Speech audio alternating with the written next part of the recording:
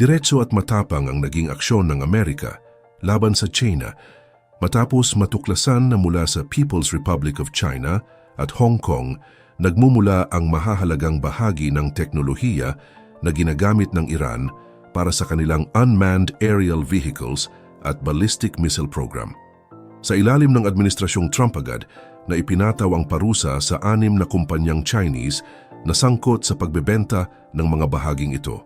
Ayon sa inilabas na pahayag ng US State Department, hindi nila palalampasin ang ganitong aktibidad na nagpapalakas sa Iran sa paggawa ng mga armas. Ang Iran ay kilalang nagbibigay ng drones at missiles sa kanilang mga proxy at pati na rin sa Russia.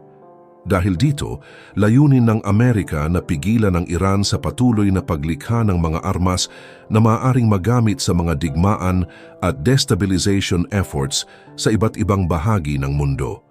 Pero sapat nga ba ang parusang ito upang mapigilan ang patuloy na banta ng Iran at China? Pero bago po ang lahat, baka pwedeng pa-like ang video na ito. Dahil napakalaking bagay na ito sa aming content creators. Maraming salamat po. Ayon sa mga eksperto, ito ay isang matinding babala hindi lamang sa Iran kundi pati na rin sa mga kumpanyang Chino na patuloy na nagbibigay ng suporta sa mga aktibidad na maaaring magdulot ng kaguluhan sa pandaigdigang seguridad. Ipinaalala ng Amerika na hindi nila papayagan ng China na makialam sa pagpapalakas ng mga bansang may agresibong estratehiya laban sa kapayapaan. Samantala sa rehiyon ng Asya-Pasipiko, patuloy pa rin ang tensyon. Nagsagawa ng malakihang military drill ang China 40 milya ng dagat mula sa Taiwan. Agad na naging alerto ang Taiwan at pinaigting ang kanilang depensa.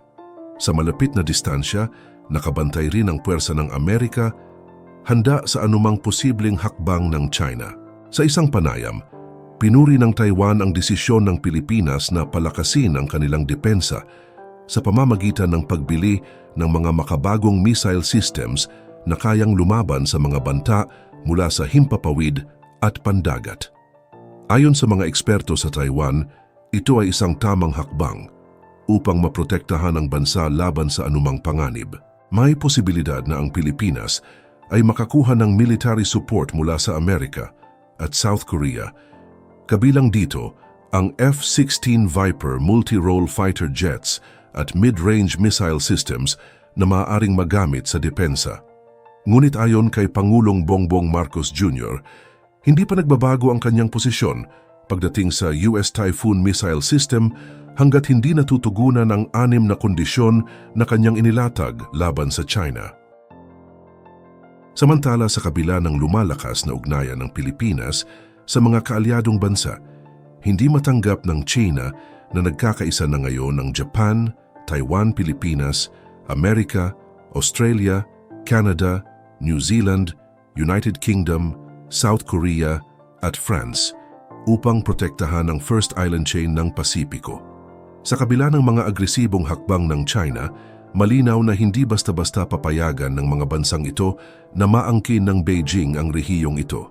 Muling iginiit rin ng Amerika na hindi nila kukonsintihin ang pagbebenta ng teknolohiya na maaaring gamitin sa paggawa ng armas.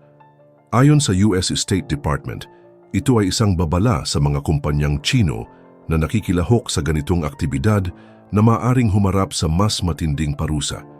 Sa kasalukuyan, mas pinagtutuunan ng pansin ng Armed Forces of the Philippines ang pagbili ng mga makabagong missile system para sa mas epektibong proteksyon, lalo na sa harap ng patuloy na tensyon sa South China Sea. Ayon sa mga eksperto mula sa Taiwan, isa itong tamang hakbang dahil ang Pilipinas ay hindi kayang makipagsabayan sa China pagdating sa bilang ng barko at eroplanong pandigma. Sa halip, ginagamit ng bansa ang tinatawag na Anti-Access Aerial Denial o A2AD strategy upang pigilan ang pagpasok ng anumang banta mula sa himpapawid o karagatan. Ang estratehiyang ito ay nagpapalakas sa depensa ng Pilipinas sa pamamagitan ng mga high-tech na sandata na kayang pigilan ang anumang agresibong kilos ng China. Isa sa mga pangunahing sandatang na idagdag sa depensa ng Pilipinas ay ang Spider Air Defense System at BrahMos missiles na parehong kilala sa bilis at kakayahang pigilan ang pagpasok ng mga sasakyang pandigma. Mayroon ding nakatakdang bilhin ang Short-Range Air Defense System. Nasasamahan ng Typhoon Missile System mula sa Amerika. Maliban dito, ibebenta rin ng Estados Unidos sa Pilipinas ang F-6 na Viper fighter jets na makatutulong sa pagpapanatili ng air superiority ng bansa. Ayon sa mga eksperto, napakahirap labanan ng BrahMos missile dahil ito ay kayang lumipad ng 3 beses na mas mabilis kaysa sa tunog na maririnig mo. Bukod pa rito, ito ay may kakayahang lumipad ng napakababa, mga 3 hanggang 10 metro mula sa tubig, kaya mahirap itong pabagsakin ng mga missile defense system ng kalaban. Dahil dito, nagiging malaking banta ito sa China kung sakaling subukan nilang pilitin ang Pilipinas sa pamamagitan ng lakas militar. Hindi maikakaila na ang Pilipinas ay gumagawa ng mga hakbang na kahalintulad ng estratehiya ng Taiwan sa harap ng banta ng China. Sa kabila ng laki ng puwersa ng China, mas pinagtutuunan ng pansin ng Pilipinas ang asymmetric warfare, kung saan ginagamit ang advanced na teknolohiya upang mapanatili ang seguridad ng bansa. Malaki ang papel ng mga bagong sandata ng Pilipinas, lalo na sa proteksyon ng Mischief Reef, isang bahagi ng West Philippine Sea na matagal nang pinagtatalunan sa pagitan ng Pilipinas at China. Ayon sa mga eksperto, ang lugar na ito ay sakop ng kakayahan ng bagong missile system ng Pilipinas, kaya nagiging mas mahirap para sa China na tuluyang kontrolin ang lugar. Ang estratehiyang ito ay bahagi rin ng mas malawak na depensibong hakbang ng iba't ibang bansa, kabilang ang Japan, Taiwan at Pilipinas, upang pigilan ng China sa pagpapalawak ng kontrol nito sa tinatawag na First Island Chain. Maliban sa Pilipinas, ang Japan, Taiwan at iba pang bansa sa rehiyon ay aktibong nagpapalakas ng kanilang depensa upang matiyak na hindi madaling makapasok ang mga sasakyang pandigma ng China. Bukod sa mga missile system, nangangailangan din ang Pilipinas ng modernong jet fighters upang mapanatili ang seguridad sa himpapawid. Sa kasalukuyan, inaprubahan ng gobyerno ng Estados Unidos ang pagbebenta ng F-16 Viper jets sa Pilipinas at may posibilidad din na makakuha ang bansa ng submarino mula sa India at mid-range missile systems. Ayon sa mga eksperto sa Taiwan, malaki ang posibilidad na ang submarinong bibilhin ng Pilipinas ay magmumula sa South Korea dahil karamihan sa mga eroplanong pandigma at iba pang kagamitang militar ng Armed Forces of the Philippines ay gawang South Korea, kaya inaasahang pipiliin ng Pilipinas ang submarinong mula sa naturang bansa. Sinabi ng isang eksperto na may mataas na kalidad ang mga submarino ng South Korea kumpara sa iba tulad ng sa India. Bukod dito, may magandang record ang South Korea sa pagbibigay ng follow-on support gaya ng naranasan ng Pilipinas sa pagbili ng FA-50 fighter jets. Ang Pilipinas ay nakabili na ng 12 FA-50 mula sa South Korea at positibo ang karanasan nito sa paggamit ng mga ito, kaya inaasahan na mas mataas ang tiyansa na pumili ang Pilipinas ng submarino mula sa parehong bansa.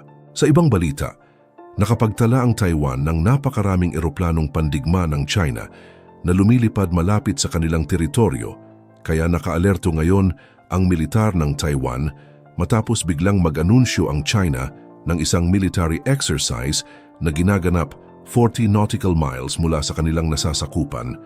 Sa nasabing kaganapan, isinagawa ng China ang live fire drills at flight operations kung saan kabilang ang Tier 2 J-11 fighter jets at isang KJ-500 airborne early warning aircraft.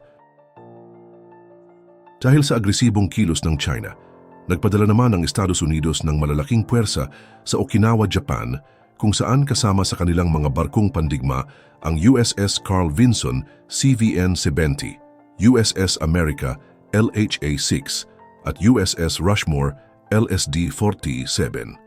Patuloy na binabantayan ng Amerika at mga kaalyado nito ang sitwasyon upang matiyak na hindi lalala ang tensyon sa rehiyon.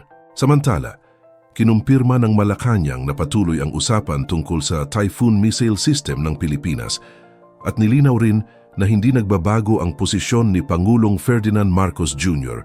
pagdating sa mga agresibong kilos ng China sa West Philippine Sea. Matatandaan na nagbigay si Pangulong Marcos ng 6 na kondisyon sa China na kailangang sundin bago maayos ang relasyon ng dalawang bansa. At ang mga ito ay ang sumusunod.